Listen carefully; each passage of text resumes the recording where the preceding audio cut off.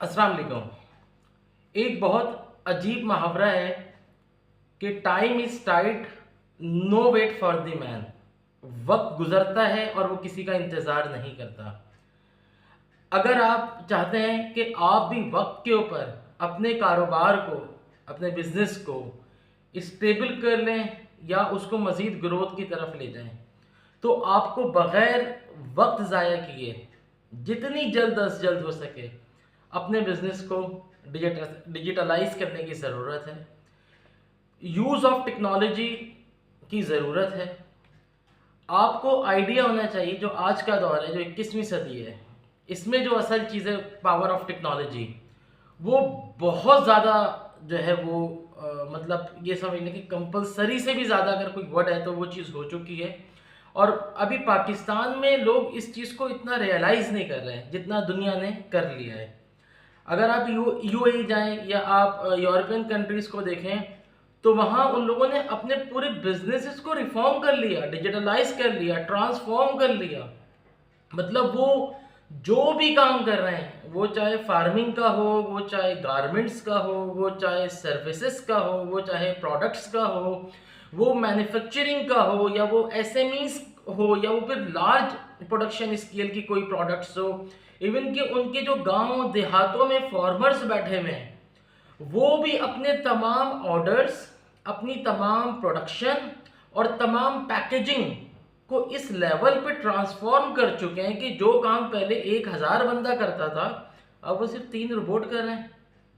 लेकिन पाकिस्तान में और डेवलपिंग कंट्रीज के अंदर अभी ट्रेंड बहुत कम है। यहाँ पर वही ओल्ड थॉट ऑफ स्कूल के हिसाब से लोग अपने बिजनेस को रन कर रहे हैं, चला रहे हैं, और वो ज़्यादा कॉस्ट पे कर रहे हैं। अगर वो पावर ऑफ टेक्नोलॉजी को अंडरस्टैंड करें, कुछ ऐसे टेक्निकल लोगों को हायर करें या उनकी कंसल्टेंसी लें कि जो उनके बिजनेस को ट्रांसफॉर्म कर सकती हैं, जो कि उनकी बहुत ज़्यादा सेविंग कर सकती हैं। अगर उनके एक्सपेंसेस जो है वो उनकी कॉस्ट से 20% आ रहे हैं या 30% आ रहे हैं, तो वो उस ग्राफ को मज़ीद कम कर सकती हैं। कुछ कंपनीज के लिए हम लोगों ने देखा कि जिनके एक्सपेंसेस लेवल बहुत हाई थे, क्योंकि मैं खुद एक डिजिटल मार्केटिंग एजेंसी से वाबस्ता हूँ और एक टेक कंपनी भी चला रहा हूँ। तो हमने कुछ इंडस्ट्री में सर्च किया, उनसे मीटिंग के लिए अपॉइंटमेंट लिया और उनका थोड़ा सा एनालिसिस किया। तो हमने देखा जो वो एक्सपेंस कर रहे हैं अपने सिस्टम को चलाने के लिए, वो बहुत ज़्यादा एक्स्ट्रा कर रहे हैं। अगर वो टेक्नोलॉजी को अपने बिजनेस से सही तरीके से इंटीग्रेट कर देंगे और सारी चीज़ें डिजिटलाइज कर देंगे, तो उनकी कॉस्ट और टाइम दोनों बच जाएंगे और उनकी प्रोडक्शन में भी इजाफा हो जाएगा। तो ये आज ज़रूरी है कि हर शख्स को, चाहे वो किसी सर्विसेज से वाबस्ता हो, किसी बिजनेस से वाबस्ता हो, वो पावर ऑफ टेक्नोलॉजी को अंडरस्टैंड करे, रियलाइज़ करे, और जब तक और जहाँ तक मुमकिन हो उसको बिल्कुल डिप्लॉय करें अपने सिस्टम के अंदर, अपनी मैन्युफैक्चरिंग इंडस्ट्री के अंदर।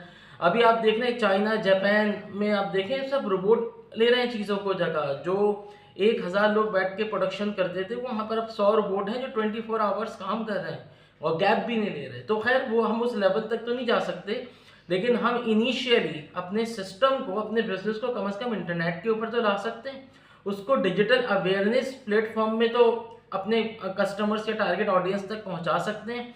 तो बिल्कुल हम सबको रियलाइज़ करना पड़ेगा कि जो टेक्नोलॉजी है अभी वो इस वक्त मार्केट में डोमिनेट कर रही है, और जो लोग इस वक्त पे, सही वक्त पे टेक्नोलॉजी को अपने सिस्टम में इंटीग्रेट कर लेंगे या डिप्लॉय कर लेंगे, तो वो ना कि सरवाइव करेंगे, बल्कि आने वाले वक्त में वो दौड़ के अंदर, रेस के अंदर औरों से आगे होंगे। क्योंकि बहुत से लोग अभी सोच रहे हैं, स्टेप नहीं ले रहे।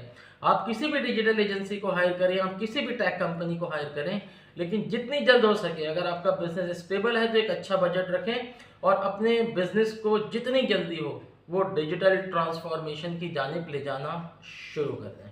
Thank you.